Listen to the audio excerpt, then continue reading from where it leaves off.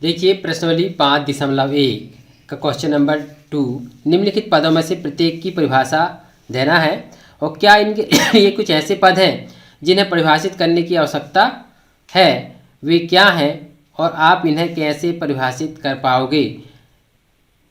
देखिए पहला है ये समानांतर रेखाएं। तो हम लिखते हैं समानांतर रेखा की परिभाषा नंबर 1।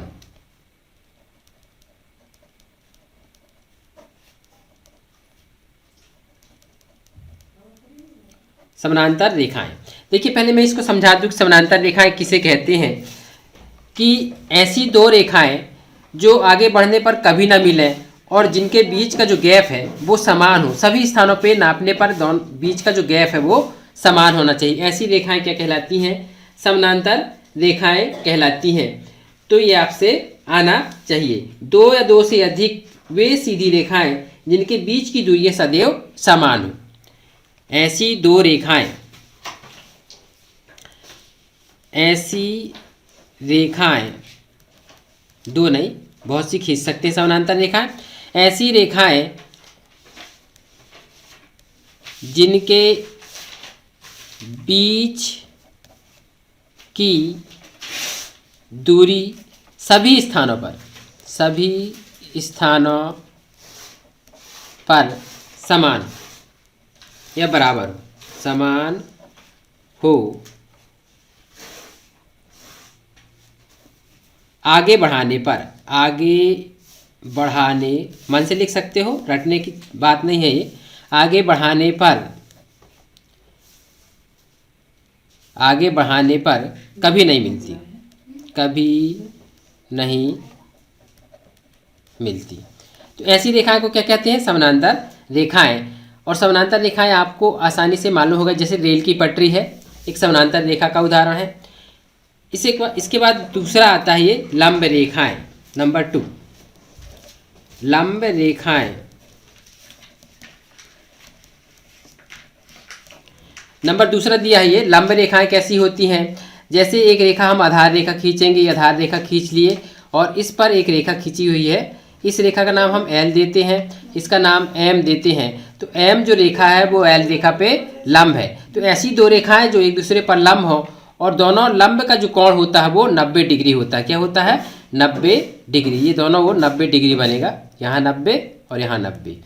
तो इससे एक रेखीय युग्म बन जाता है। 90 + 90 बराबर 180। 180 से रेखीय युग्म बनता है। तो ये लंब रेखाएं हैं।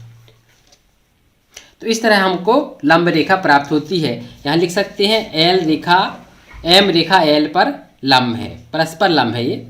तो लंब रेखा की परिभाषा हम यहाँ पे क्या लिखेंगे? ऐसी दो रेखाएं या ऐसी दो सीधी रेखाएं, ऐसी दो सीधी रेखाएं,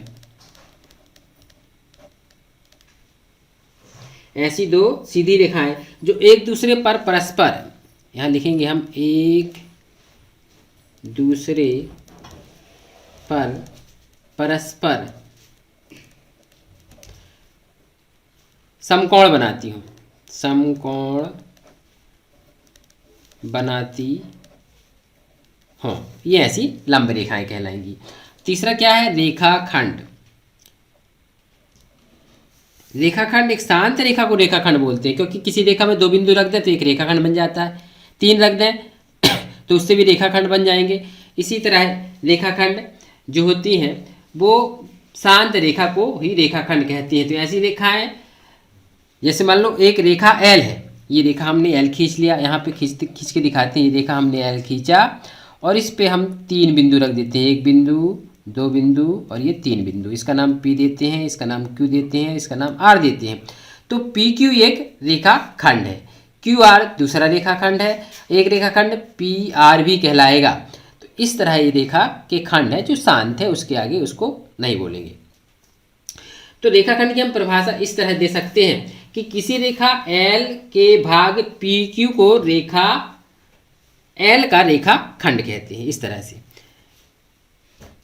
रेखा, इस रेखा का नाम L दे देते हैं हम नाम। रेखा L के भाग PQ को रेखा एल का रेखाखंड कहते हैं, रेखाखंड कहते हैं। तो ये रेखाखंड की परिभाषा हो गई, आपको समझ में आ गया होगा। अब अगला है नंबर 4, वृत्त की त्रिज्या। वृत्त की त्रिज्या, देखिए वृत्त की त्रिज्या क्या कहलाती है। इसकी त्रिज्या देखिए, किसी भी वृत्त का केंद्र और परिधि को मिलाने वाली जो रेखा होती है वह वृत्त की त्रिज्या कहलाती है। और वृत्त की त्रिज्या, सभी त्रिज्याएं क्या होती हैं, बराबर होती हैं। तो हम लिखेंगे केंद्र, केंद्र और परिधि को मिलाने वाली रेखा त्रिज्या कहलाती है, त्रिज्या कहलाती है। और त्रिज्याएं क्या होती हैं, बराबर होती हैं, त्रिज्याएं बराबर होती हैं। एक वृत्त खींचते हैं, यदि हमें ऐसा एक वृत्त खींचते हैं अंदाज से ये, और इसका ये केंद्र है, इसको परिधि को मिला दें तो ये त्रिज्या कहलाएगी। इसकी परिधि को इस साइड से मिला दें तो ये दूसरी त्रिज्या कहलाएगी। इसको यहाँ से मिला दें तो ये तीसरी त्रिज्या कहलाएगी। इसको यहाँ से मिला दें तो ये चौथी त्रिज्या कहलाएगी। इसका नाम दे सकते हो आप ए, बी, सी और डी, और इसका नाम, केंद्र का नाम ओ रख दिए। तो ओ ए एक त्रिज्या कहलाएगी, ओ बी कहलाएगी, ओ सी कहलाएगी, ओ डी कहलाएगी। तो इसके आंसर क्या हो जाएगा, ओ ए बराबर ओ बी बराबर ओ सी बराबर ओ डी। तो सभी त्रिज्याएं क्या होती हैं, बराबर होती हैं। इसको रटना नहीं है, परिभाषाएं को अपने अनुसार समझ में आ गया हो तो उसको अपने अनुसार शब्दों में लिख सकते हैं। तो एक केंद्र और परिधि को मिलाने वाली जो रेखा होती है वह त्रिज्या कहलाती है। अब देखिए अगला है इसका वर्ग। तो वर्ग की परिभाषा आपको आना चाहिए कि वर्ग की सभी भुजाएं क्या होती हैं, बराबर होती हैं। यहाँ पे लिखेंगे सभी बराबर भुजाओं से बंद आकृति, चार भुजाओं, चार मन से लिखते हैं अपने शब्दों में, चार बराबर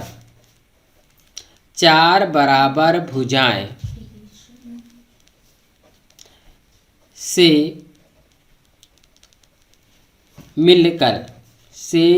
मिलकर बनी बंद आकृति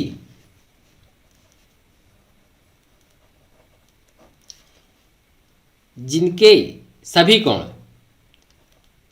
जिनके प्रत्येक कोण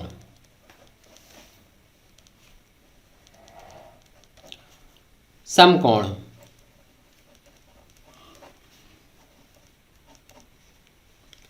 वर्ग कहलाता है, वर्ग कहलाता